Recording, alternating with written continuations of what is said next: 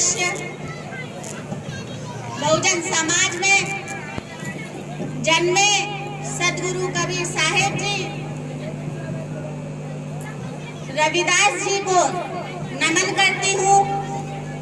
भारत के सबसे ज्यादा पढ़े लिखे विद्वान 32 डिग्री धारी भारत रत्न से सम्मानित बोधिसत्व परम पूज्य बाबा साहेब भीमराव अंबेडकर जी को मैं सहृदय से बारंबार नमन करती हूँ और आज दाता दादी इस धरती को पावन बनाने आए हुए सभी बौद्ध भिक्षुओं को मैं वंदना करती हूँ। साथ ही कार्यक्रम में आए हुए रविदास जी व अंबेडकर जी की यात्रा पर आप सभी को ले चलूंगी। तथागत बुद्ध के महापरिनिर्वाण के बाद बौद्ध धर्म विभिन्न संप्रदाय में बट गया, जिसमें प्रमुख है महायान, हीनयान, वज्रयान व नवयान। हीनयान इसे थेरवाद भी कहते हैं। इसमें बुद्ध को भगवान व देवता नहीं बल्कि एक दार्शनिक पुरुष मानते हैं और वे उन्हें पूजते नहीं हैं और ना ही उनके कार्यक्रमों में बुद्ध की पूजा होती है। ये बताए गए बुद्ध के मार्ग पर चलते हैं। इसमें भगवान या किसी देवी देवताओं के दैवीय चमत्कार शक्ति पाखंडवाद व भाग्यवाद के रूप में स्वीकार नहीं किया जाता है। दूसरा है महायान। इसमें वो लोग हैं जो बुद्ध को भगवान मानते हैं व उनकी मूर्तियों की पूजा करते हैं। वह मैत्री, दया, करुणा ये इनके मुख्य सिद्धांत है। वज्रयान इसमें तंत्र मंत्र से संबंधित ज्ञान चलता है। इसका विकास अधिकांशतः तिब्बत में हुआ है। फिर है नवयान। यह बुद्ध धर्म का पुनर्जीवित रूप है जो परम पूज्य डॉक्टर भीमराव बाबा साहेब अम्बेडकर द्वारा चलाया गया है। डॉक्टर अम्बेडकर ऐसे धर्म की तलाश में थे जो निम्न जातियों को एक वर्ग में संगठित कर दे और उसका सांस्कृतिक विकास करे। वे जीवन और सामाजिक आचरण के लिए धर्म को आवश्यक मानते थे। वे कहते थे कि आदमी सिर्फ रोटी खाकर जीवित नहीं रह सकता, उसके पास एक मन भी है जिसे विचार के लिए एक आहार चाहिए। यह आहार उसे सिर्फ और सिर्फ धर्म से ही मिलता है। धर्म ही उसे आशावादी बनाता है और आगे बढ़ने की प्रेरणा देता है। अंततः उन्होंने 14 अक्टूबर 1956 को विजयदशमी के दिन नागपुर में अपने लाखों अनुयायियों के साथ बौद्ध भिक्षु चंद्रबड़ी जी के नेतृत्व में बौद्ध धर्म की दीक्षा ली और भारत में बौद्ध धर्म का झंडा गाड़ दिया। उन्होंने बाइबल और कुरान की तरह बुद्ध और उनका धम्म नामक ग्रंथ की रचना की है। इसे ही उन्होंने नवयान धर्म कहा है। नवयान का अर्थ होता है नया मार्ग। इस बौद्ध धर्म के सारे अनुयायी अम्बेडकरवादी बौद्ध व नवबौद्ध कहलाते हैं। डॉक्टर अम्बेडकर धर्म के बारे में कहते हैं, I like the religion that teach liability, equality and fraternity. मैं ऐसे धर्म को मानता हूँ जो स्वतंत्रता, समानता और भाईचारा सिखाए और वो केवल बुद्ध धर्म में ही है। धर्मों के रूढ़िवादी परंपरा, पूजा पाठ। मैं आप सबको एक कहानी सुनाना चाहती हूँ। एक बार की बात है, कर्मकांड और पूजा पाठ को लेकर ब्राह्मण ऋषि संजय और बुद्ध का वार्तालाप हो रहा था। वो महान ऋषि बुद्ध से प्रश्न पूछते हैं कि ये जो सारी विधियां हैं, रीतियां हैं, पूजा पाठ है, कर्मकांड है, क्या ये सब व्यर्थ है? तो बुद्ध कहते हैं कि यदि कोई व्यक्ति इस नदी के दूसरे किनारे पर जाना चाहे तो वो क्या करे? तो ऋषि कहते हैं यदि जल गहरा नहीं है तो वो चलकर भी जा सकता है और यदि जल गहरा है तो वो नाव की सहायता से जा सकता है या स्वयं तैरकर भी जा सकता है। इस पर बुद्ध कहते हैं यदि वो चलना ही ना चाहे और ना ही तैरने को तैयार हो और ना ही नाव ले जाने को तैयार हो और वो कहे कि मैं प्रार्थना करता हूँ कि नदी का दूसरा किनारा स्वयं चलकर मेरे पास आ जाए, ईश्वर ऋषि कहते हैं, तब तो ऐसे व्यक्ति को मूर्ख कहेंगे, महामूर्ख कहेंगे। फिर बुद्ध कहते हैं, इसी प्रकार यदि व्यक्ति अज्ञानता और भ्रांति को अपने विवेक से मिटाएगा नहीं तो परम आनंद को और मुक्ति को दूसरे छोर पर कैसे पहुंच पाएगा।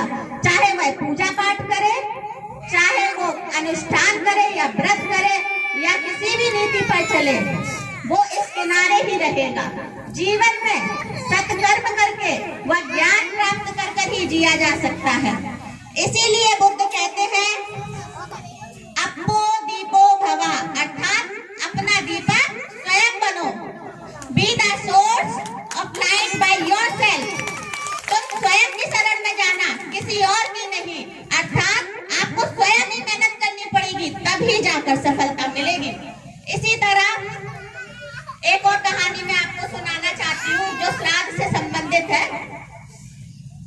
एक बार की बात है, अवंती के राजा प्रसन्न जी अपने पिताजी के श्राद्ध के लिए भगवान बुद्ध को बुलाते हैं और भगवान बुद्ध से कहते हैं कि आप मेरे पिताजी का श्राद्ध करें तो उनको ज्यादा मुक्ति मिलेगी। भगवान बुद्ध राजा को कहते, ठीक है, आप कह रहे हो तो मैं आपके पिताजी का श्राद्ध करूंगा।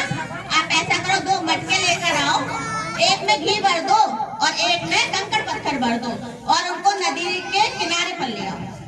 तो सभी लोग राजा के साथ नदी के किनारे पर पहुंचते हैं।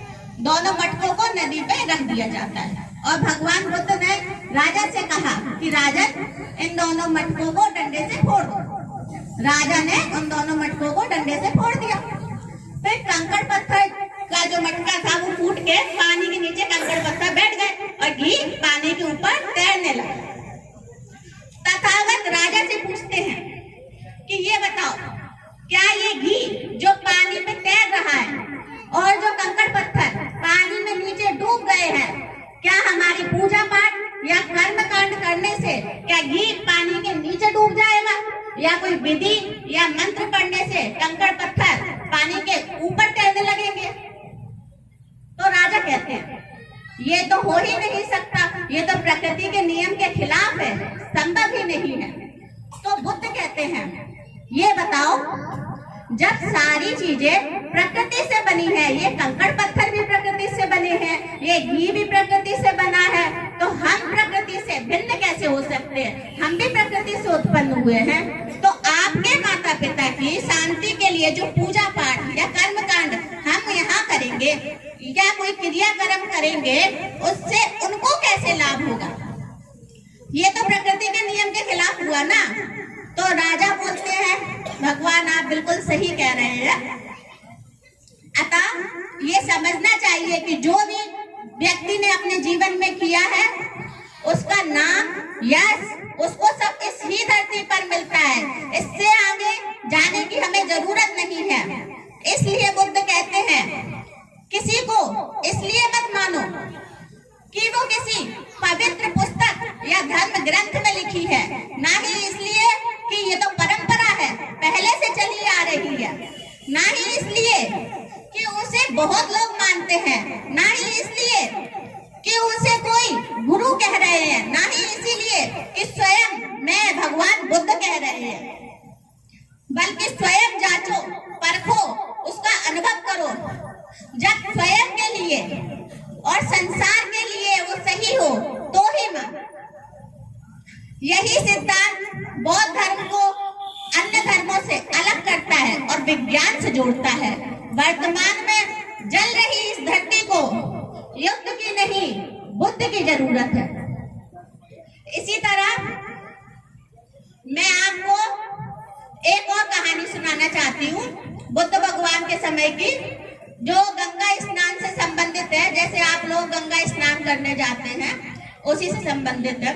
उसी तरह एक बार बुद्ध भगवान सुबह सुबह एक नदी के पास जंगल में घूम रहे थे। तभी उन्होंने देखा कि एक छोटी सी नदी के पास एक व्यक्ति सुबह सुबह, यही कोई ठंड के दिन रहे होंगे, दिसंबर जनवरी के लगभग, उसमें वो बार बार डुबकी लगा रहा था। तो बुद्ध ने उससे पूछा कि इतनी ठंड में तुम इतनी डुबकी क्यों लगा रहे हो? तो वो बोला कि आज सुबह मैं जैसे ही अपने घर से निकला तो मेरे पैर के नीचे एक मेंढक आ गया, जिससे उसकी मृत्यु हो गई और मुझसे बहुत बड़ा पाप हो गया। और उस पाप को मिटाने के लिए मैं सुबह सुबह 108 डुबकी लगा रहा हूँ इस नदी में। तो भगवान बुद्ध उससे बोलते हैं कि तुम जल्दी से नदी से बाहर निकल आओ, नहीं तो ठंड बहुत बढ़ जाएगी, तुम बीमार हो जाओगे। फिर भगवान बुद्ध उससे कहते हैं कि आपके डुबकी लगाने से अगर पाप मिट जाता तो इस नदी में तो असंख्य मछलियां हैं, मेंढक हैं, सांप है, जीव जंतु है, तो उनको तो कब की मुक्ति मिल जाती, वो तो कब का परम ज्ञान प्राप्त कर लेते, कब की मोक्ष मिल जाती। पानी में डुबकी लगाने से कुछ नहीं होने वाला है। अच्छे कर्म करना चाहिए और आगे बढ़ना चाहिए। इसीलिए बुद्ध ने कहा है बुद्धं शरणं गच्छामि, अर्थात बुद्धत्व की ओर बढ़ना है, मतलब शिक्षित बनो। धम्मं शरणं गच्छामि, अर्थात जीवन में धम्म लाओ, पंचशील का पालन करो, दया करुणा आदि अपनाओ। संगम शरणं गच्छामि, अर्थात सब साथ साथ रहे, इकट्ठे रहे, संगठित रहे। इसी को बाबा साहेब के द्वारा नवयान धर्म में कहा है be educated, be organised and be educated. शिक्षित बनो, संगठित रहो, संघर्ष करो। ये बाबा साहेब के जो मूल वचन है वो मुख्यतः बुद्ध के ही वचन है। साथ ही शिक्षा के महत्व पर भी कहते हैं cultivation of mind should be the ultimate aim of human existence. बुद्धि का विकास मानव की अस्तित्व का अंतिम लक्ष्य होना चाहिए। इस प्रकार समाज कल्याण के लिए बुद्ध के पंचशील सिद्धांत को अपनाना होगा, जिसके तहत प्राणी हिंसा से दूर रहना, बिना दी हुई वस्तु ना लेना, अर्थात चोरी नहीं करना, व्यभिचार से दूर रहना, चोरी नहीं करना, न झूठ बोलेंगे, न चुगली करेंगे, शराब और जुआ से दूर रहेंगे। आप सब देखो बुद्ध कितने सरल दिखते हैं। तन पर एकमात्र वस्त्र, हाथ में एकमात्र भिक्षा पात्र है, ना ही कोई हथियार है, ना ही कोई जादू, ना कोई चमत्कारी शक्ति। बुद्ध दर्शन सिर्फ और सिर्फ एक्सपीरियंस पर टिका हुआ है, जिसे विपश्यना कहते हैं। इसमें सिर्फ तर्क, ज्ञान, भाषा, दर्शन व वैज्ञानिकता को शामिल किया है। पुनर्जन्म को भी हटाया है और कहा कि जब बुद्ध ईश्वर और आत्मा को नहीं मानते तो पुनर्जन्म की बात कैसे आ सकती है। ये सब बुद्ध के बाद जोड़ा गया है। कोई पूजा पाठ नहीं है, कोई कर्म कांड नहीं है, ना ही कोई क्रिया कर्म है। कर्म कांड पर चोट करते हुए ऐसे ही कबीर साहब ने भी कहा है, जैसे मोको कहाँ ढूंढे रे बंदे, मैं तो तेरे पास में, ना मैं मंदिर, ना मैं मस्जिद, ना काबे कैलाश में, ना मैं क्रिया कर्म में, ना मैं योग संन्यास में, खोजी हो तो तुरंत मिल जाऊं पल भर की तलाश में। कहे तो कबीर कहे वै साधु सच साधो की श्वास में, ना मैं तीरथ, ना मैं मूरत, ना एकांत निवास में, ना मैं जप में, ना मैं तप में, ना व्रत उपवास में। कहे तो कबीर सनो वै साधो, मैं तो हूँ बस बंदे तेरे पास में, तेरे पास में, तेरे पास में। और यह भी कहा पाथर पूजन हरि मिले, पाथर पूजन हरि मिले, तो मैं पूजू पहाड़, ताते बलि ये चाकी जो पीस खाए संसार। यही बात कर्मकांड पर रैदास जी भी कहते हैं, तोड़ू न पाती पूजू न देवा, बिन पत्थर रविदास करे सहज सेवा। अर्थात ना मैं पत्थर पूजूंगा, ना मैं कोई देवी देवता पूजूंगा, मैं बस अपना सही कर्म करूंगा। अब आते हैं बुद्ध, कबीर और रविदास जी के बारे में, जो बाबाओं की झूठी पलायनवादी बातें फैलाई हैं। बुद्ध के बारे में अशोक घोष के द्वारा संस्कृत में लिखित बुद्ध चरित्र में कहा कि गौतम बुद्ध ने बृहद, रोगी और सन्यासी को देखकर गृह त्याग किया था और किसी पारलौकिक मोक्ष के लिए घर परिवार और राज्य का त्याग किया था। जबकि बाबा साहेब ने प्राचीन ताइवान रिकॉर्ड का अध्ययन करके इस सत्य को अपने ग्रंथ बुद्ध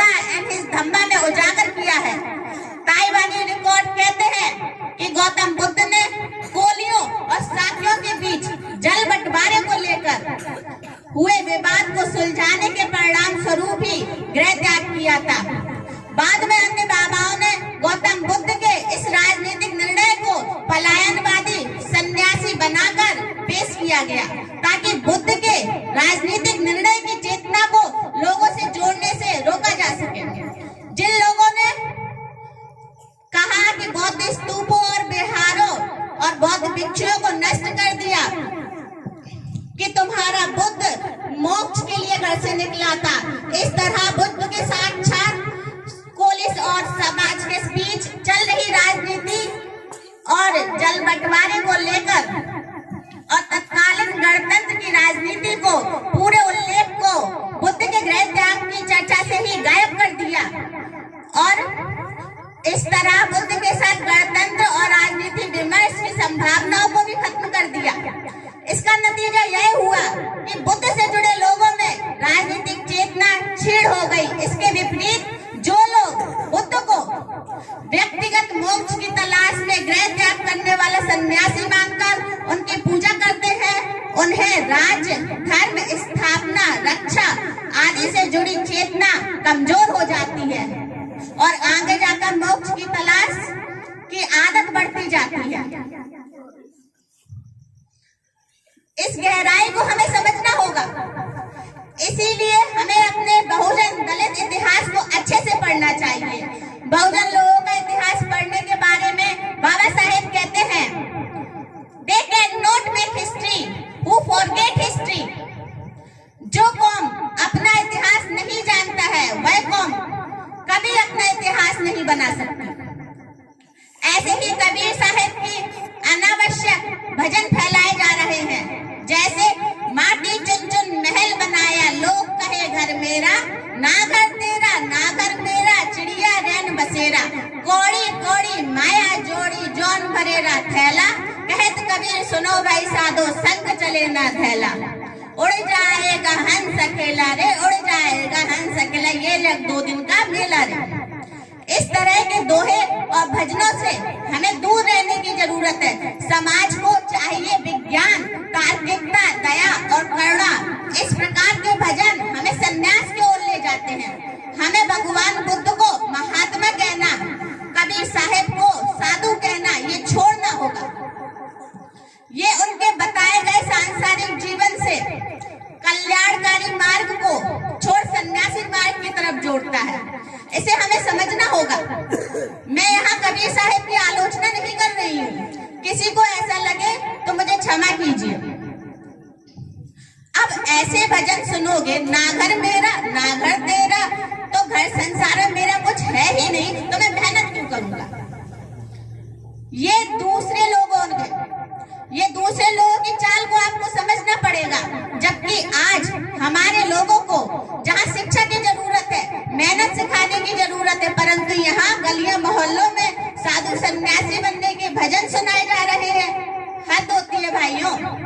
आप लोग ही मुझे ये बताएं, इन बाबाओं को, बुद्ध को महात्मा बनाने में इतनी दिलचस्पी क्यों है, और कबीर साहब और रविदास जी को साधु बनवाने में इतनी दिलचस्पी क्यों है, जबकि उन्होंने मेहनत पर जोर दिया था, खुद कमाओ और खाओ के सिद्धांत का पालन किया था। जैसे कबीर साहब सूत काटते थे और उससे मिली आय से जीवन यापन करते थे, ऐसे ही रविदास जी जूते चप्पल बनाकर बेचते थे, उससे अपना जीवन यापन करते थे।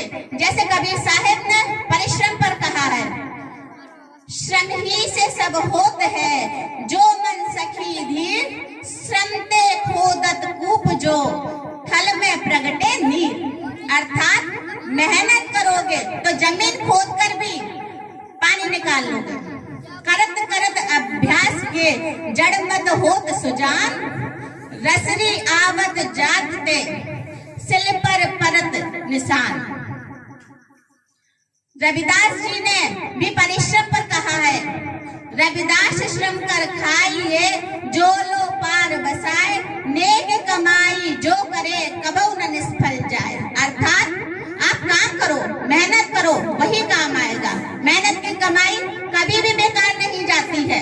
रविदास जी कहते हैं, भूखे पेट भजन नहीं होए गोपाला, धर लो अपनी कंठी माला।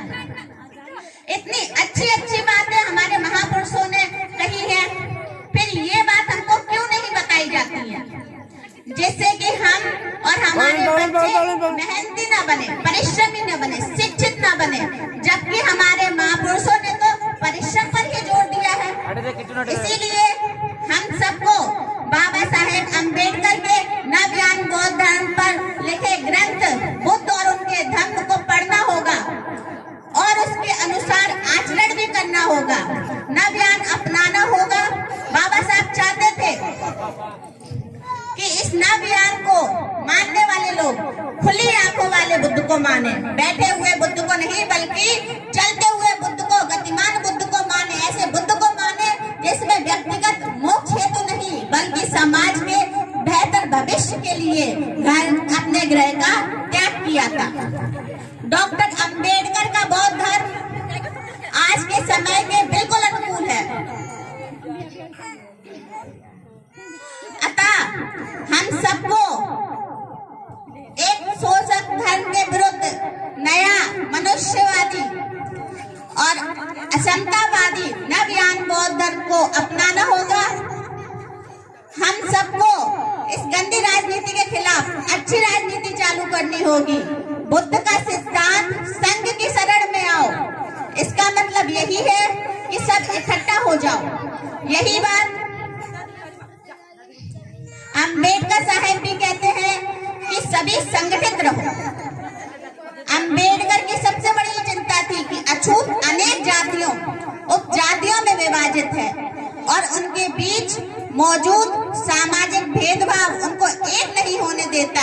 हिंदू समाज में ब्राह्मण एक वर्ग है, क्षत्रिय एक वर्ग है और वैश्य एक वर्ग है। क्षत्रिय वर्ग में अनेक जातियां होने के बावजूद उनके बीच सामाजिक अलगाव नहीं है, परंतु रोटी बेटी का संबंध होता है। ये आपस में जैसे मिश्रा तिवारी में शादी करेंगे, शुक्ला अन्य में शादी करेंगे, किंतु यही वर्ण चेतना शूद्रों और असुरों में नहीं है। हम लोग आपस में शादी नहीं करते हैं, जिसके कारण उनमें सामाजिक एकता का सदैव अभाव रहता है। वर्तमान परिदृश्य में आप देखेंगे जैसे दौरे जाटव में रोटी बेटी का संबंध नहीं करते, अहिरवार जाटव में संबंध नहीं करते, साकेत मेघवाल में नहीं करते, डहरिया बर्मा में नहीं करते, जाटव नॉन जाटव में नहीं करते, मौर्य जाटव से नहीं करते, जाटव रैगर से नहीं करते हैं, बड़ई जाटव से नहीं करते हैं। कब हम एक होंगे, कब संगठित होंगे? संगठित होकर ही हम इस नवयान बौद्ध धर्म के साथ साथ नई राजनीति को भी खड़ा कर पाएंगे। याद रखिए, आप राजनीति की लड़ाई धर्म के द्वारा और धर्म की लड़ाई राजनीति के द्वारा नहीं लड़ सकते। आप पानी से भूख नहीं मिटा सकते और रोटी से प्यास नहीं बुझा सकते हैं। रोटी और पानी को अपनी अपनी जगह अलग अलग महत्वता है। रोटी और पानी की अपनी अपनी महत्वता है, उनका घालमेल नहीं किया जा सकता। सामाजिक जीवन में राजनीतिक और धर्म दो सबसे महत्वपूर्ण आयाम हैं। आपको अपना धर्म और राजनीति खुद निर्मित करनी होगी, इसीलिए नवयान बौद्ध धर्म को अपनाना होगा। अब मैं आपको वर्ण व्यवस्था के बारे में बताती हूँ। एक समय की बात है, एक गांव में बुद्ध भिक्षाटन करने के लिए गए। गांव के द्वार पर कुछ विरोधी लोगों ने कांटे बिछा दिए, तो बुद्ध को भी कांटा लग गया और खून बहने लगा। तो विरोधी लोग कहते हैं कि सुना था आप तो परम ज्ञानी थे, पर आश्चर्य हुआ ये देखकर कि कांटा तो तुम्हें भी चुभता है। अब तो गली गली में ये शोर होगा कि आप तो सामान्य से मनुष्य हैं, ये कांटे हमने बिछाए हैं इस गांव में, आपका स्वागत नहीं है। तो बुद्ध लोगों से अनुरोध करते हैं, बोलते हैं कि मुझे अपने गांव में भिक्षाटन करने के लिए आने दें। तो पाखंडी लोग बोलते ठीक है, फिर इन कांटों पर चल कर आओ। तभी वहाँ पर सुनीत जो एक दलित आदमी है वो वहाँ आकर वो कांटे हटाने लगता है। तो विरोधी लोग उससे कहते हैं अगर तुमने झाड़ू से ये कांटे हटाए तो इस गांव से तेरा दाना पानी उठ जाएगा। तो पर सुनीत नहीं सुनता, सफाई करके कहता है कि आप गांव में प्रवेश कीजिए बंते जी। इन मुट्ठी भर लोगों से कई अधिक लोग आपको भिक्षा देने के लिए आतुर हैं। इस पर तथागत बुद्ध उसके सिर पर हाथ रखकर आशीर्वाद देते हैं। इस पर सुनीत कहता है कि आप मुझसे दूर रहिए, आप मेरी छाया से भी दूषित हो जाएंगे। बुद्ध कहते हैं क्यों दूषित हो जाऊंगा?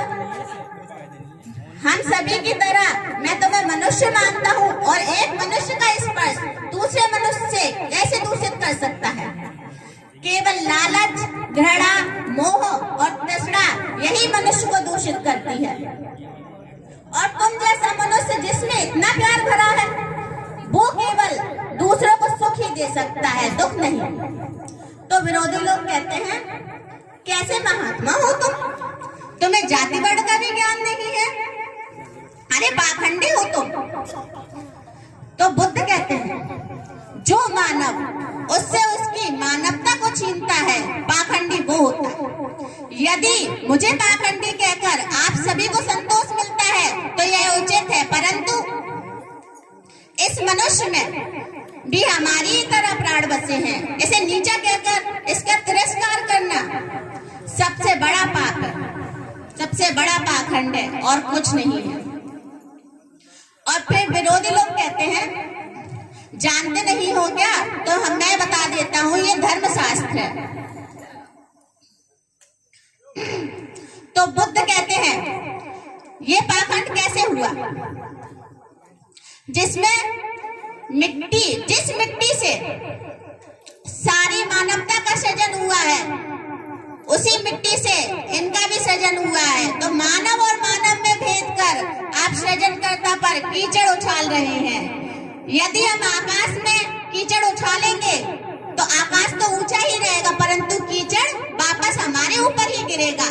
आकाश ने तो कोई भेद नहीं किया, वो हम सभी को एक पिता के समान ढके हुए है। ये धरती ये धान उपजाती है, जो सभी के लिए बराबर धान उपजाती है, वो कोई भेद नहीं करती है, कोई भेदभाव नहीं करते। ये हवा हम सभी के लिए एक समान बहती है, पानी हर प्यासे की प्यास बुझाता है। जब प्रकृति भेदभाव नहीं करती तो हम मनुष्य से भेदभाव क्यों करते हैं? तो विरोधी लोग कहते हैं यदि ऐसा है तो ऐसे संघ में भिक्षु क्यों नहीं बना लेते हो नीची जाति के इंसान को? तो बुद्ध कहते हैं मैं बुद्ध स्वागत करता हूँ सुनीत का हमारे भिक्षु संघ में।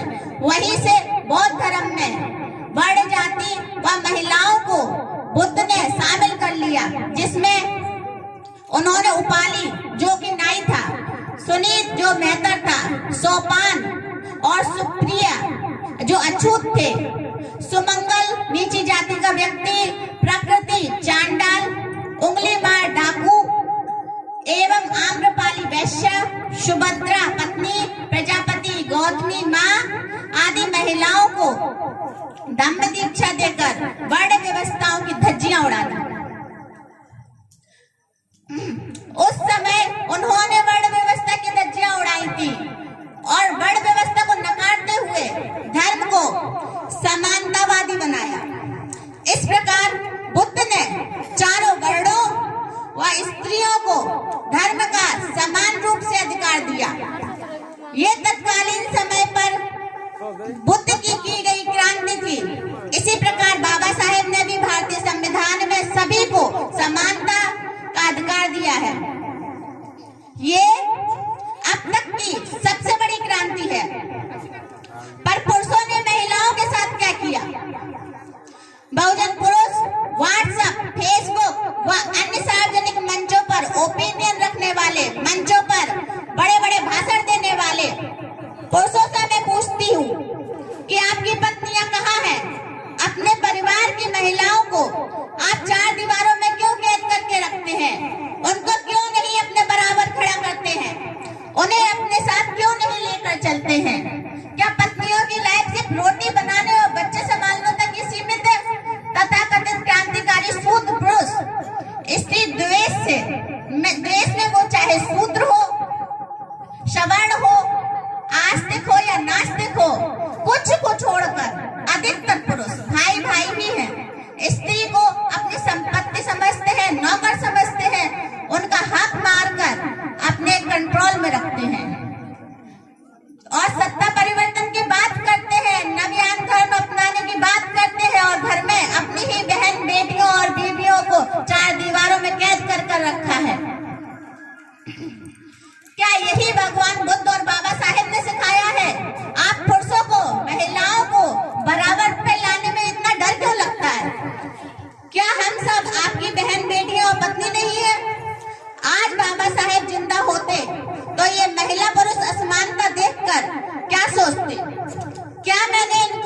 यही सिखाया था। जबकि महिलाओं की स्थिति पर बाबा साहब कहते हैं, I make sure the progress of community by the degree of progress which women have achieved. मैं किसी समुदाय की प्रगति को महिलाओं द्वारा प्राप्त की गई प्रगति से मापता हूं। मैंने महिलाओं को संविधान में अनुच्छेद 14 और 15 के तहत महिलाओं को बराबरी का अधिकार दिया, परंतु ये पुरुष महिलाओं को वो समानता भी नहीं दे पाए। बस चिल्लाते रहते हैं कि बाबा साहेब ने हमें भारत का संविधान दिया है। अरे भाइयों, वो संविधान क्या कहता है उस पर भी तो एक बार पढ़ो और उसे मानो। इतनी सी आसान सी बात आप सबको क्यों समझ में नहीं आती है? इसीलिए मैं महिलाओं से भी कहना चाहती हूँ कि आपको अपने हक के लिए स्वयं लड़ना पड़ेगा, कोई दूसरा आकर आपके हक के लिए नहीं लड़ेगा। माना कि महिलाओं का हृदय बहुत महान होता है, दयालु होता है, लेकिन कुछ दया अपने आप पर भी करना चाहिए। घर की 4 दीवारों से निकले और समाज के लिए और अपने लिए आवाज उठाएं। यदि किसी एक महिला पर भी अत्याचार हो रहा है तो सभी महिलाओं को मिलकर उस अत्याचार को रोकना चाहिए, ना कि तरह तरह की बातें बनानी चाहिए। जिस दिन हम सब एक दूसरे के लिए खड़े हो जाएंगे, उस दिन महिलाएं अपने आप स्वतंत्र हो जाएंगी। विद्रोह के संबंध में मैं आपको एक कहानी सुनाना चाहती हूँ। एक समय की बात है, मगध के राजा अजातशत्रु बुद्ध से अहिंसा के बारे में पूछते हैं कि राजा, सेनापति सैनिकों का कर्म है अन्याय के विरुद्ध युद्ध करें, अपने राज्य के नियमों का पालन करें और प्रजा से सख्ती से पालन करें। आप अहिंसावादी हैं, आप अहिंसा से करुणामय हैं, तो इन दुखियों की सेवा की आप बात करते हैं। क्या आप हमें अपराधियों को दंड देने की अनुमति देते हैं? क्या यह उचित होगा कि मैं अपराधियों को दंड दे कि राज्य की रक्षा के लिए, संपत्ति की रक्षा के लिए, परिवार की रक्षा के लिए युद्ध करें? तो बुद्ध कहते हैं कि एक गांव की घटना है कि उस गांव में एक विषैला सर्प रहता था।